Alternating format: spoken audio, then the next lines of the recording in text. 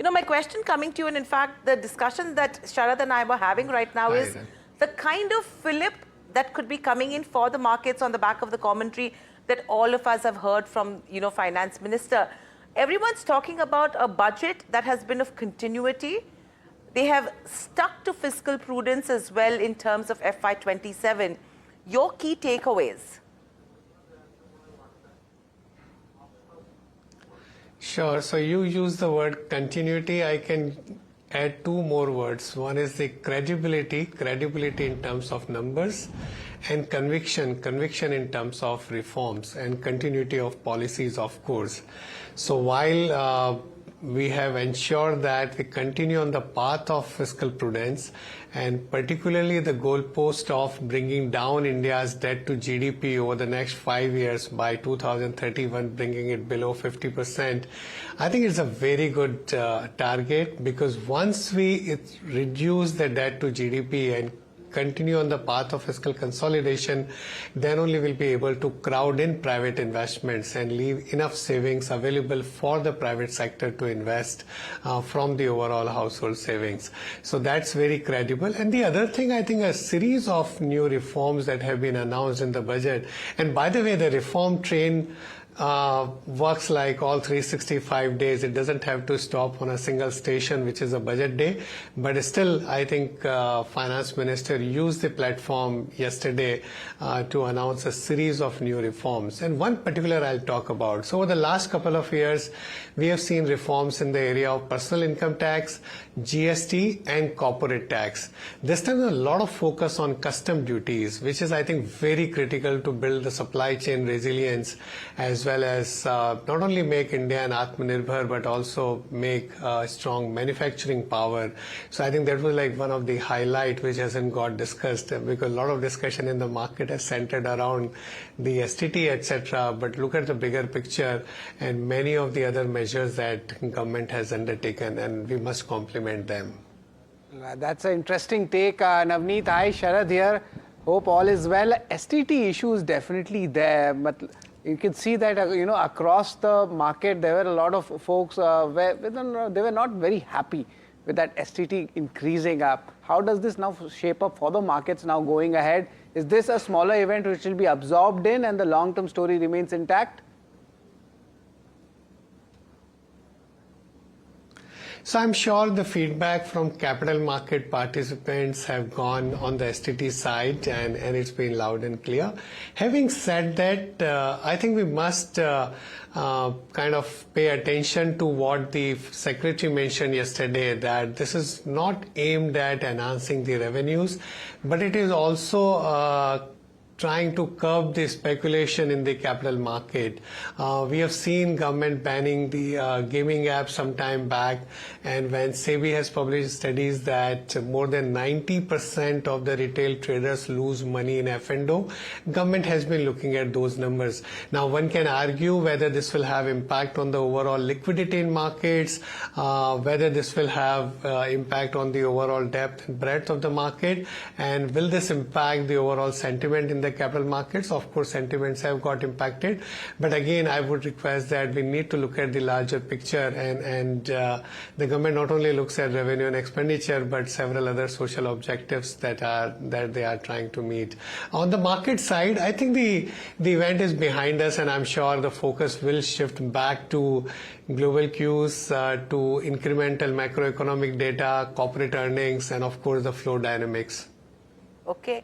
Interesting point that you made, Navneet, because yesterday, immediately after the speech was over, we exactly had the same analogy where the government was actually looking at the gaming industry when it comes to speculation, and now we're looking at STT when it comes to speculation. So yes, a social impact that they're looking at as well. When you talk about flows, with yesterday's session, we did see how the DIIs reacted to the budget. Yes, probably a knee-jerk reaction coming in there. The question is, when will the FPIs come back, and what will get the FPIs back to India? How are you looking at those aspects right now? Because a lot of factors that are playing around.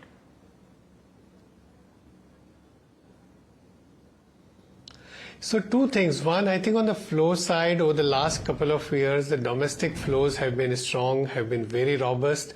A large part of mutual fund flows are coming in the form of SIP, which is like small savings, over 10 crore accounts contributing 31,000 crores, which is like 3,000 rupees ticket size. And so they are very healthy, and I don't see any reason for any change in the views of like individual investors putting money into equity market in a disciplined manner. I think that continues, and over a period of time, we expect that number to keep increasing. On the foreign flow side, over the last couple of years, we have seen foreign portfolio investors have been a net seller in the Indian market, while they have participated in several of the primary issuances. And it's an interesting trend. While they have been a seller in the secondary market, several of the primary issuances have seen good interest from the global investors. A lot of time people just think that it is a homogeneous segment, but there are different kinds of foreign portfolio investors. There are some who would be taking a long-term view on India, and I'm sure at some point in time, as earnings trajectory improve and valuations look reasonable, we would expect foreign portfolio investors to come back. Over the last couple of quarters, the momentum in some of the markets, particularly the AI-driven story, whether it's US, Taiwan, Korea, China, Japan, some of these markets have attracted exceptional amount of flows, while India, which used to be a darling of global investors, has not attracted flows. I think at some point in time this year, we are going to see a change in that trend as some of those AI-related themes become overvalued, and on a relative basis, India's valuations have become reasonable. Our premium relative to other emerging markets has come down. Now it's in line with the long-run average, and as fundamentals improve, one, because of the reforms that have been undertaken, and second, as the overall earnings trajectory improve, I expect foreign portfolio investors to be a net buyer at some point in time this year. The expectations is definitely there, and hopefully they will come back. Navneet, apart from this, the yields front, that has also spiked up, which recently we saw after the budget coming in, the rupee near its record lows, RBI making its timely interventions also. How do you see the yield and the rupee going front?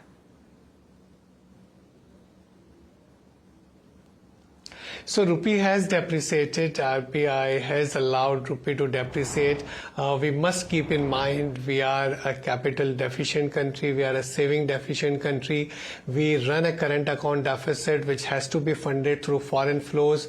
They can be in the form of FDI. They can be in the form of FPI flows. FPI both in the debt and equity. For a variety of reasons, we have seen balance of payment in negative for second consecutive years. So when you have to fund the current account deficit, then the only way is that RBI sells dollars in the market, which we have witnessed over the last couple of quarters. Now, on the FDI front, interesting part is that while the gross FDI has been decent, is the net FDI flows have been negative because some of the Indian companies investing offshore to build global capabilities, and also a lot of private equity or venture capital or some of the MNCs selling a stake in the secondary market or in the primary market, and that money has got repatriated. My sense is that several of these private equity and venture funds who've been able to return capital to their limited partners over a period of time, they enhance the appeal of Indian markets, that this is where there is a robust primary market and one get an exit for their investments which is made at the early stage. And this should actually increase the appeal of the Indian market over a period of time. As I mentioned earlier, in this year, I feel optimistic on FPI flows. I also feel optimistic on the FDI flows. Particularly the announcement on the data center, the tax holiday announced till 2047.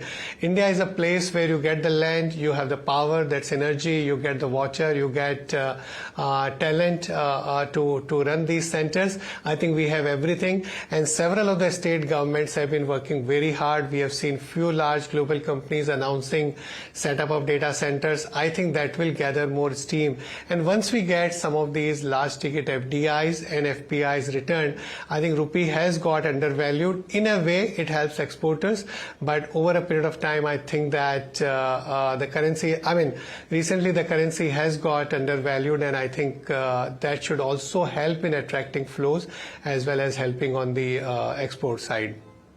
The interesting point that you made when it comes to the data center side of business with the tax holiday. We're talking about fiscal credibility already over here.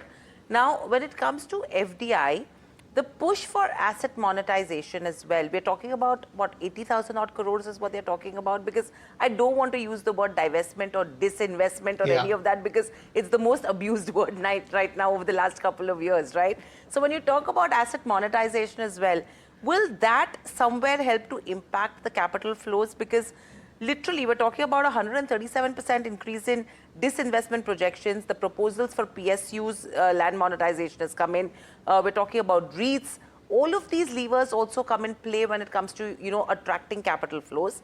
And two, the new Direct Tax Act also, which starts in. How does this actually shape up then? So you rightly picked up, this is one of the big highlight of the budget I mentioned yesterday, that over the last couple of years, we have seen the 3D firing for us as far as the fiscal improvement is concerned. Number one is the digitalization leading to better tax compliance, a wider tax net, formalization of the economy, enhancing the tax revenues. The second D is the direct benefit transfer, which has reduced leakages in government expenditure as well as improving the last mile delivery. The third D is the higher dividend from RBI and PSUs. The fourth D is the disinvestment stroke monetization, which this year's budget has targeted a larger number. I think over the next several years, this would be one of the big lever for giving more money to the government to spend on capital expenditure or on the social spending. You rightly picked up a substantial increase in the divestment target of this year, and also the another noteworthy feature in the budget was a talk about land monetization by PSUs in the form of REITs. I think together these two over a period of time can become a significant a source of money for the government, which can be used for supporting the growth momentum. That's right. But Navneet, another volatile asset class is the gold, silver, the precious metal segment. What will be your advice to the investors, who had exposure maybe in mutual funds or maybe direct? What's your view or your advice to the investors? So I remember a few years back when we launched our silver ETF and silver fund of fund, we talked about everything, the industrial usage of silver, the demand supply dynamics of silver, and maybe I think investors should have a small amount allocated to silver, but that time most of the investors were not willing to hear. When prices went up manifold, and suddenly we started seeing large number of investors getting hugely interested in silver. But that's the nature of the markets. I've been saying for some time that these are highly volatile asset classes. In fact, in last couple of days, we have seen significant volatility. Now compare that with like equity market or the other assets where you invest like bond market. These are extraordinarily volatile. They have long cycles while they have done well in recent past for a variety of reasons, and I'm sure they get discussed on your channel day in and day out. But at this, so investors need to have some exposure to them for the reasons that get discussed every day, but at the same time should not go overboard on allocating. These assets don't earn anything, unlike financial assets like bonds where you get interest, or equity which ultimately delivers in line with the earnings growth of the underlying companies. You need to have a small allocation as a hedge in your portfolio, but not go overboard when prices have run up so much. Absolutely. I think that's the key, Navneet, from here on, because everyone's actually gone overboard. And I think wives are the most happiest with the collection that they've had when it comes to gold and silver. Only recently. So on a lighter note, on a lighter note, Hiral, I've been saying that 1 kilogram of silver could buy 2 units of Nifty. and then nobody wanted to buy that. And recently, I think just 3 or 4 days back, there was a day when 1 kilogram of silver could buy 15 units of Nifty. So Wow. you decide what has become cheaper and what has become richly valued.